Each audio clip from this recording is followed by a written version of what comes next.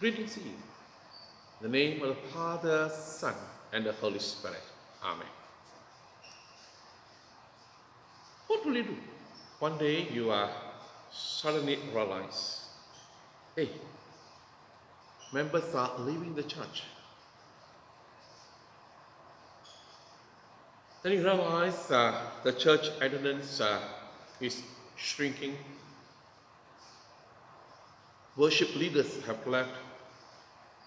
Musicians have left the church to join other churches. What do? Follow them? What do?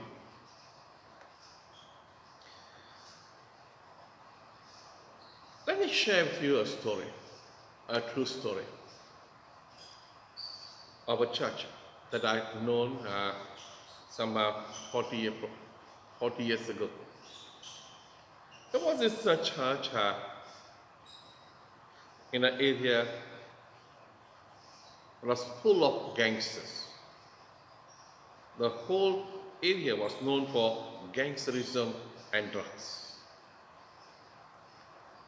So members from the church started to move out of the church to other churches.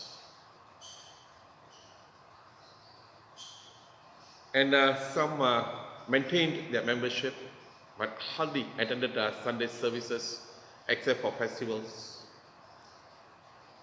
So Sunday after Sunday, there was this church, which was literally empty except for a few members. So two ladies came together. They said, hey, what is happening to our church? This is God's church. Yes, the place where this church is situated, our church is situated, is known for gangsterism. If God has placed our church here, then He has a purpose for placing us here in this area. So these two ladies said, we must do something. So they started to meet every Friday for prayers. So they said, we will fast and we will pray. So they met the pastor and said, Pastor, we need your permission for us to meet the church for prayers. Oh, pastor said, please go ahead, please go ahead. So they met every Friday without fail for prayer. Weeks became months. And then after more than a year, those of backsliders slowly started coming back to church. And then new members started coming to church. And they started to minister, to reach out to the drug addicts, to the gangsters in that area. And the lives of drug addicts and gangsters were transformed. As they were transformed, their families were drawn into the life of the church. After a few years, the leaders had to decide to renovate the church to accommodate the growing congregation. Why? Because there were these two ladies, only two ladies. They were not pastors, they were not evangelists, they were not even leaders, just ordinary church members. They said, we will fast and pray. And God brought about a breakthrough and growth the life of the church. As I was preaching yesterday on Chariots, this thought came to me. For me, as I was reflecting this story, this incident that took place nearly 40 years ago, came to my mind. And I realized, hey, these two ladies were Jairuses in the life of the church. Why do I say that? Now in Mark chapter 5, we read how Jairus came and fell at the feet of Jesus. Now Jairus' daughter was sick. Matthew says she had just died. And here, Mark and Luke say that she was critically ill. So, Jairus, as a ruler of a synagogue, he must have had good contacts with the physicians in that town. He must have had enough money to give the best treatment for his daughter. And now, there was no hope. Doctors had given up hope. She was dying. She was dying. Matthew says she died. And we see a chariot coming and falling at the feet of Jesus. He says, Matthew, I read for you, verse 22. Then one of the synagogue rulers named Jairus came there seeking Jesus. Seeing Jesus, he fell at his feet and pleaded earnestly with him, "My little daughter is dying. Please come. Please come." He was inviting Jesus to his house. He was saying, there's no hope. Everyone has given up. Now, you are the only hope. And he says, he pleaded and said, "Please come." And Jesus followed him. Just obliged and followed him, went to the house. Of course, we know by the time Jesus reached the house, the little girl had died. But we know it was not a sad ending. Jesus raised that girl. What has this to do with our church growth? As I said earlier, the two ladies were Jairuses. When everyone had given up hope, when others were leaving the church and saying there's no hope for this church of ours. So let us join other established churches. Churches that are growing.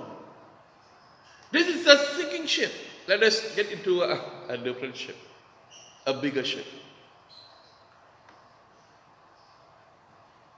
But the two ladies did not give up. Like Chariots, they did not give up hope. They went to Jesus, they fell at the feet of Jesus and said, "Jesus, come! Come to our church. Come and bring healing to our church." And they pleaded with Jesus earnestly, with tears, with burden in their heart. And God brought life in the church. And the church became a light in that area which was known for gangsterism, touching the lives of many. And I believe God is calling every single Christian to be a Jairus. Now sometimes we can easily fall into the temptation of looking for big churches. Now sometimes I think there are Christians who go to churches for entertainment. So they want to be part of a big church, a church that is well established. But sometimes when God says, no, that's why I called you. I want you to be where you are. I want you to go on your knees.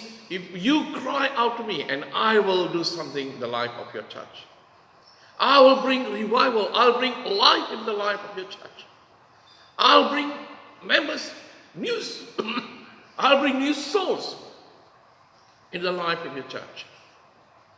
The question is whether we, like Jairus, are pleading with God to come and heal our churches. But God, even if a church is dead, He can bring it back to life. The case of Jairus, his daughter died. Jesus went in and raised that little girl. So we need to be like Jairus. Now, if you are tempted to leave your church, to join another church because everyone is saying, hey, that is a church that is alive, so many things are happening in that church. Now, always keep in mind, God did not establish churches to be entertainment centers where we can go and be entertained. God established churches to shine for Him, to be witnesses for Him. And it's not going to be easy to be witnesses for Christ. We can never be witnesses. We can never shine for Christ. We can never be witnesses for Christ without the help of God the Holy Spirit. We need to wait upon Him daily. We need to fall at His feet daily and say, Jesus, we come to you like Chariots.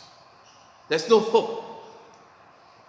Jesus, I see what others are not seeing. The church in Laodicea did not see that they were dying. The church in Laodicea did not realize that they were dying. Jesus looked at them and said, you are naked. But they thought we have got everything. Sometimes some churches may not even realize they are naked in the sight of Christ. But we who are in the Lord, when the Lord speaks to us, when the Lord reveals to us that there's something seriously wrong in the life of the church, we should go on our knees like Jairus and say, come, Jesus. There's no hope. Nobody can bring any changes, growth to my church. Only you can bring. Today, one of the mistakes that many pastors do today is they get carried away with church growth seminars. They buy books on church growth. They try to implement what the other pastor has done in his church. And then they do a study, and then they try to implement those strategies, and then they realize it's not working. Because church growth does not depend on strategies. It does not even depend on the pastor. It depends on God and Jesus alone. Because Jesus is the head of the church. The church belongs to Him. So let us rely on Him. Call upon Him like Jairus. Not casual prayers, but like Jairus, who fell at the feet of Jesus and earnestly pleaded with Him to come with Him to His house. Let us earnestly plead with the Lord that every time when we come together to worship Him, the church will be filled with the glory of God. That God will touch the hearts of all those who attend the services. God will enable the church to rise up and shine. And God will bring in new souls into the life of the church. We must pray. Because Jairus pleaded with God, with Jesus, he saw his daughter raised from the dead. If Jairus had just given up hope and stayed in the house, we would not be reading about Jairus and his daughter, mostly not even about the woman who was subject to bleeding for 12 years. So let us be like Jairus. God is calling you, God is calling me to be Jairus of today's church. Will you be a Jairus in your church? God bless you. In the name of the Father, Son, and the Holy Spirit.